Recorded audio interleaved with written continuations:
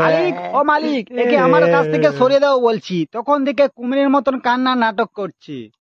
কি হলো রে পেঁয়াজ? আমার ভুল হয়ে গেছে মালিক। এ বড় ভুল করেছে, আমার ভালোবাসাকে ইগনোর করে মালিক। ঠিক বলেছিস ভাই। চুপ কর শালা, যত নষ্টের গোড়া তো তুই।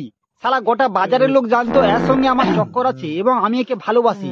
তুই মধ্যিখানে এসে এর মধ্যে কাটা গেঁথে দিলি, মানে কাটা হয়ে দাঁড়ালি। না ভাই, তুমি আমাদের ভুল বুঝছো, আমরা তো শুধু বেস্ট ফ্রেন্ড গো। চুপ কর শালা, এখন তো বয়ফ্রেন্ডের থেকে বেস্ট ফ্রেন্ডটা বেশি মজা নিচ্ছে রে। মালিক, ও মালিক, তোমার গার্লফ্রেন্ডের কোনো বেস্ট ফ্রেন্ড আছে নাকি গো? নয়তো সর্বনাশ হয়ে যাবে গো। কেন তুই এত বক বক করছিস বলতো? এ তো একেবারে নিষ্পাপ রে।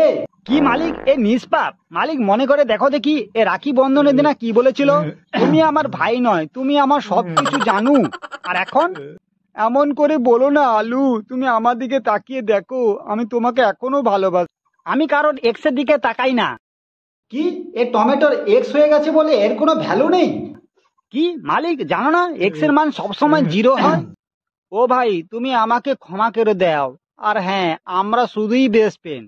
শালা বেস্ট ফ্রেন্ড, তোকে তো পা দিয়ে চিপে মেরা উচিত রে।